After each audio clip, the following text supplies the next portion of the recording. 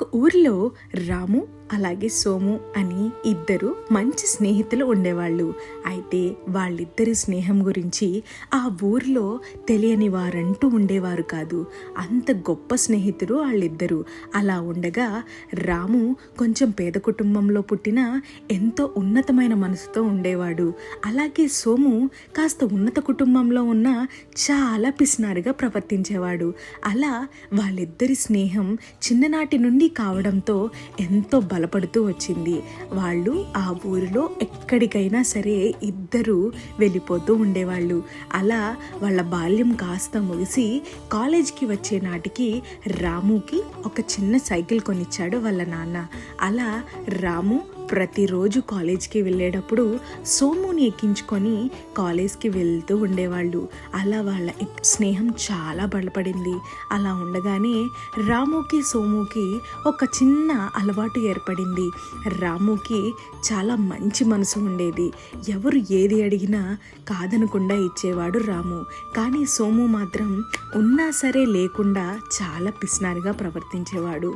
అలా ఒకరోజు సోముకి ఆకలేసి రాముని, "అరే రాము, నాకేదైనా ఇప్పించరా, చాలా ఆకలిగా ఉంది" అని కాలేజ్కి వెళ్ళే దారి మధ్యలో అడగగా రాము వెంటనే ఒక దుకాణం దగ్గర సైకిల్ ఆపి, "ఇదిగోరా, నీకేం కావాలో కొనుక్కో" అని చెప్పి రాము సోముకి డబ్బులు ఇచ్చి కొనుక్కోమన్నాడు.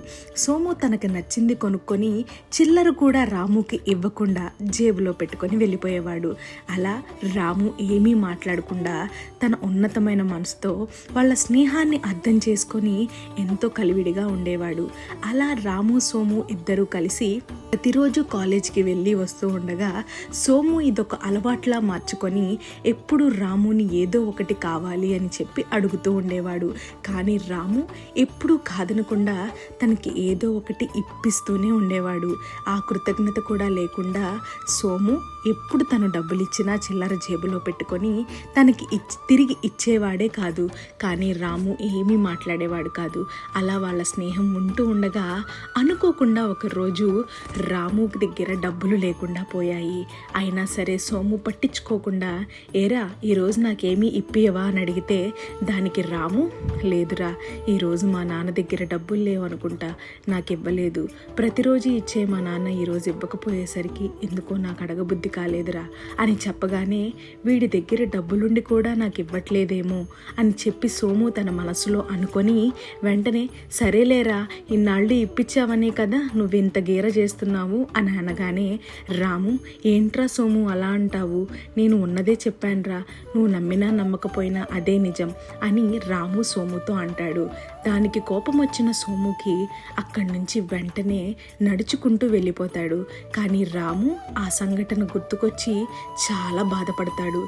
వీడేంటి నన్ను అర్థం చేసుకుంటాడు అనుకుంటే ఇట్లా మాట్లాడుతున్నాడు, సరేలే ఎవరి మనసు ఎలాంటిదో మనకేం తెలుసు అని చెప్పి ఏమీ మాట్లాడకుండా అక్కడి నుంచి వెళ్ళిపోతాడు రాము. కాలేజ్కి వెళ్ళినా సరే సోము తన పక్కన కూర్చోకుండా వేరే వాళ్ళ పక్కన కూర్చొని అలా సోముని చూస్తూ ఉండేవాడు రాము. అలా జరిగిపోతూ ఉండగా ఒకరోజు రాము సోము అనుకోకుండా దారిలో ఎదురుపడ్డారు. "ఏంట్రా, ఈ మధ్య నాతో అసలు మాట్లాడడమే మానేశావు" అని చెప్పి రాము సోముని అడగ్గా, "ఏమో లేరా, నీ ప్రవర్తన నాకేమీ నచ్చట్లేదు" అని సోము రాముతో అన్నాడు. "ఏంట్రా, ఒక్కరోజు ఇప్పించినందుకే నేను నీకు చెడ్డవాడిని అయ్యానా" అని అంటే దానికి సోము, "ఏరా, నన్ను అలా అర్థం చేసుకున్నావా" అని చెప్పి, "సరే రారా, నీకేది కావాలంటే అది ఇప్పిస్తాను, నువ్వు ఇచ్చిన దానికి నేను తిరిగి చెల్లిచ్చేస్తాను" అని సోము చాలా కోపంగా మాట్లాడతాడు రాముతో. అది విన్న రాము, "నాకేం అవసరం లేదులేరా, నీ డబ్బులు నీ దగ్గరే ఉంచుకో, నన్ను చాలా బాగా అర్థం చేసుకున్నావు, ఇన్నాళ్ల స్నేహంలో ఇదేనా నువ్వు నన్ను అర్థం చేసుకుంది" అని చెప్పి రాము సోముతో అనగానే సోముకి కోపం వచ్చి అక్కడి నుంచి వెళ్ళిపోతాడు. ఇలా వాళ్ళిద్దరి మధ్యన ఘర్షణ పెరుగుతూ కొన్నాళ్ళకి వీళ్ళు మాట్లాడుకోవటమే మానేశారు. కాలేజ్లో ఎదురు బెదురు పడినా సరే అసలు మాట్లాడుకోవటమే మానేశారు. సో అలాంటి పరిస్థితుల్లో ఒకరోజు రాము ఒక్కబట్టలేక సోము దగ్గరికి వెళ్ళి, ఏరా నువ్వు నాతో ఇంకా మాట్లాడవా అని అడగగానే దానికి సోము, లేదురా నువ్వే నాతో చాలా ఇదిగా ప్రవర్తిస్తున్నాం, ఇంకా నేను ఎలా మాట్లాడతాను అని చెప్పి సోము రాముతో అంటే, ఏరా నా దగ్గర ఉన్నప్పుడల్లా నీకు ఇప్పించాను కదరా, ఒక్కసారికి చేసినందుకే నన్ను ఇంతలాగా చెయ్యాలా అని చెప్పి రాము చాలా బాధతో సోముతో మాట్లాడతాడు. అది చూసిన సోము, నన్ను క్షమించరా, నేను తప్పు చేశాను, తిరిగి నీ డబ్బులు కూడా నీకు ఇవ్వకుండా చిల్లర నేనే తీసుకెళ్ళిపోయేవాడిని, నన్ను క్షమించు రాము అని. ఇంకా అలా రాము సోము ఇద్దరు ఒకరినొకరు అర్థం చేసుకొని మళ్ళీ వాళ్ళ స్నేహాన్ని కొనసాగించారు. ఇందులో నీతి ఏంటంటే, స్నేహం అనేది ఎవ్వరికీ పెట్టుబోతులు కాదు. సో స్నేహంలో ఇచ్చిపుచ్చుకోవటం అనేది చాలా కామన్. స్నేహం అంటే ఒకరినొకరు అర్థం చేసుకొని ఒకరి దగ్గర ఉన్నప్పుడు ఒకరు పెట్టుకొని చూసుకునేదే స్నేహం అంటే. అంతేగాని పెట్టినప్పుడు ఒకలాగా పెట్టనప్పుడు ఒకలాగా ప్రవర్తిస్తే దాన్ని స్నేహం అనరు. మన అవసరాలకి మనం స్నేహితులని వాడుకోకూడదు, వాళ్ళ అవసరాల్లో కూడా మనం తోడుండడమే స్నేహం అంటే. సో జై హింద్.